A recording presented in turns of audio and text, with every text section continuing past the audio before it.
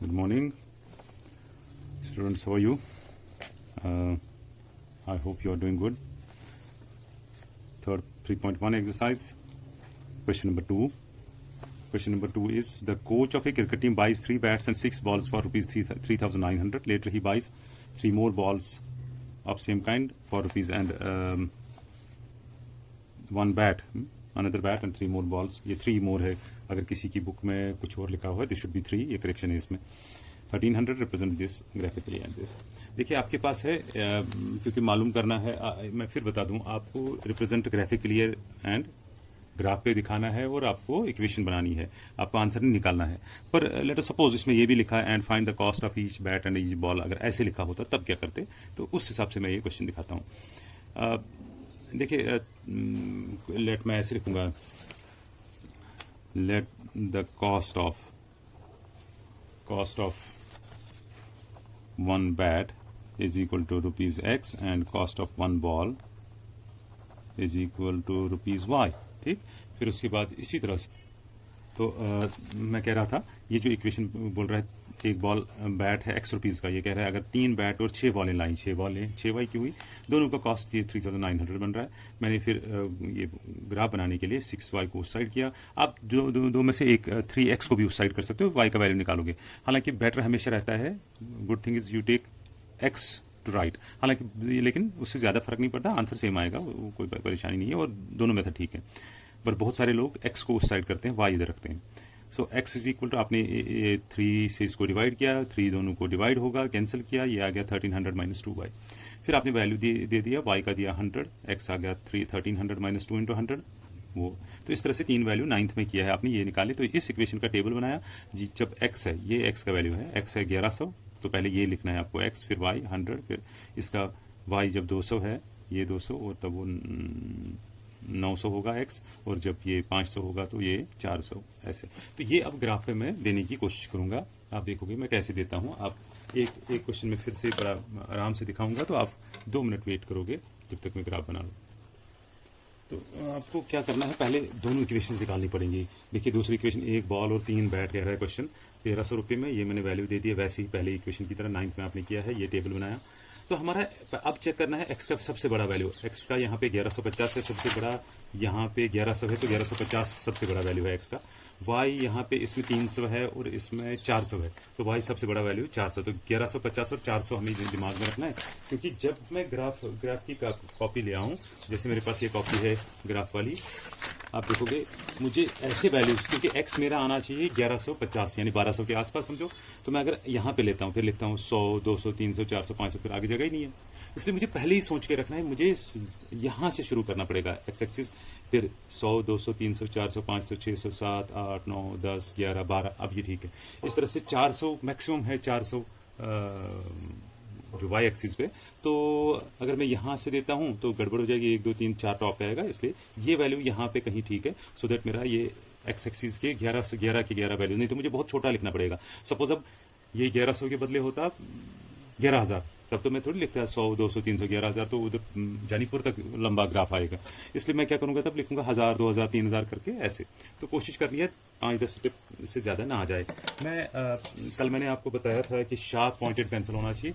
आज मैंने लाया है शार्प पॉइंटेड पेंसिल. आज मैं इसको शार्प करके तो मैं यहाँ पे आपके सामने पूरा ग्राफ बना के दूंगा आपको.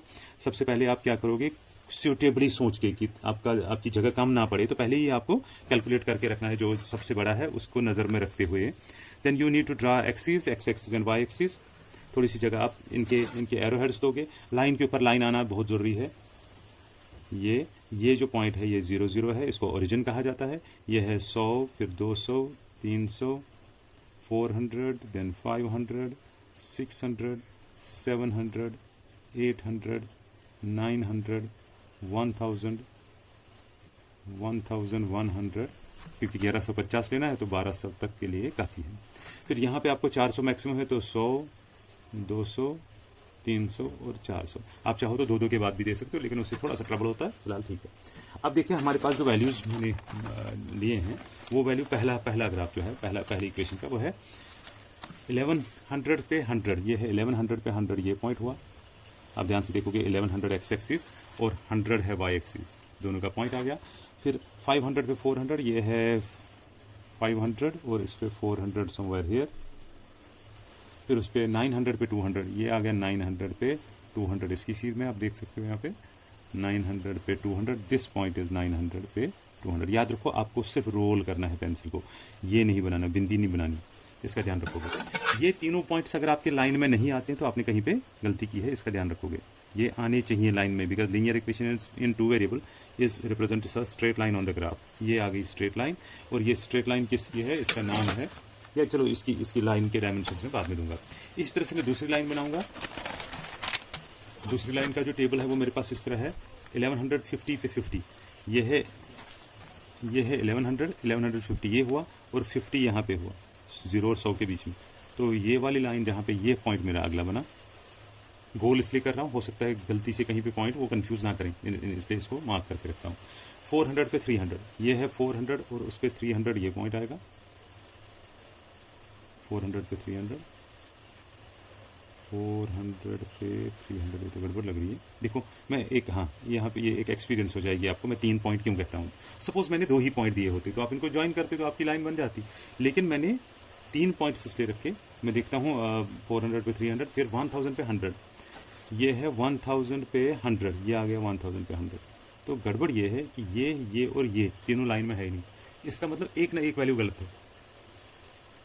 अब देखो अगर आप 2 ही पॉइंट्स देते तो आप इसको ज्वाइन करते, आपको क्या पता, या आपने पहले ये 2 पॉइंट लिए, आप ऐसे ज्वाइन करते लाइन, तो आपको पता नहीं चलता। सो ये एक एक्सपीरियंस, यहाँ पे मैं एक एग्जांपल दे रहा हूँ। मैं क्यों 3 पॉइंट सदा बोलता हूँ, आपके स्कूल ज़्यादातर स्कूलों में 2 ही पॉइंट्स पे काम चलाते, पर मैं ऑलवेज प्रेफर करता हूँ draw 3 points and all the 3 points should be in straight line. If you are drawing only 2 points, you won't never know whether the points are correct. देखो मुझे गलती होगी कैलकुलेशन में कहीं पे, मैं चेक करूंगा, इससे पता भी चलता है कि कोई वैल्यू गलत हुआ। मुझे लगता है ये जो 400 वाला वैल्यू गलत है, मैंने लिखा 400 x है 400, अगर y 300 होता तो 3 3 9, ऑल्सो हुआ x 400 और y 300, 400 पे 300, ये तो ठीक ही लग रहा है अभी तक, देखते हैं। तो अब मैंने जब ध्यान से देखा, मुझे अब पता चला ये मैंने गलती देखो कहाँ, पता नहीं आप में से किसी ने ये गलती पकड़ ली थी कि नहीं। 1150, और मैंने जो वैल्यू दिया वो मैंने 1100 पे दिया था, 1100 पे दिया था 50, मुझे 1150 पे 50 देना है, 1150 यहाँ पे हुआ, तो ये वैल्यू आएगा, ये नहीं, ये गलत है। अब मैं इनको, अब देखो ये तीनों लाइन में है,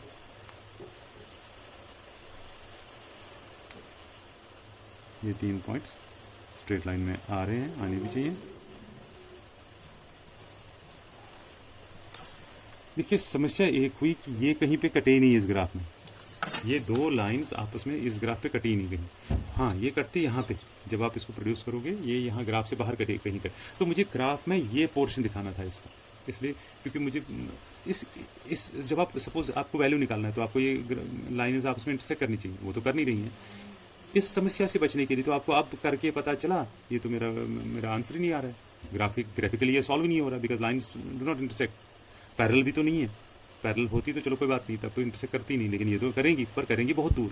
तो ऐसी समस्या अगर हो गई तो आपका इतना टाइम सारा वेस्ट हो, और आपको आप पता भी नहीं चलेगा क्या करना है। मैं यहाँ पे आपको एक सजेशन देता हूँ, मैं बताता हूँ आप क्या करोगे ऐसे अगर समस्या हो जाए।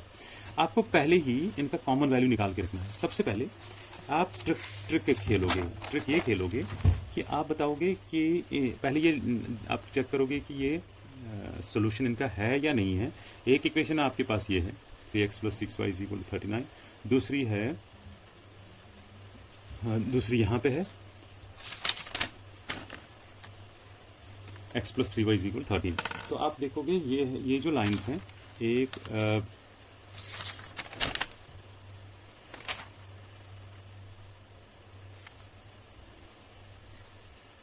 तो आपके पास एक इक्वेशन ये है, ये हो गया a1 b1 और ये हो गया c1। दूसरी इक्वेशन आपके पास है ये हो गया a1 इसका 1 है, b1 a1 1 है, इसका b1 है 3 और c1 है 1 3 0 0। आप a1 पे a2 b1 पे b2 और c1 पे c2 निकाल के ये देखने की कोशिश करोगे इनका यूनिक सोल्यूशन है या नहीं, तभी तो निकालें। आप देखो a1 पे a2 आता है 3/1, वो 3 हुआ, b1 पे b2 आता है 6/3, वो तो 2 हुआ, इसलिए बराबर नहीं है, इसका मतलब यूनिक सोल्यूशन। तो ये इसका मतलब लाइनें इंटरसेक्ट करती हैं, जैसे हमने अभी ग्राफ पे ड्रा किया। अब आप क्या करोगे, आप इनको अपने रफ पे मतलब this is not the part of question, ये क्वेश्चन के साथ नहीं है, आप इनको सॉल्व करके इनका सोल्यूशन निकालोगे, कैसे भी निकालो, जो मेथड आपको आता है।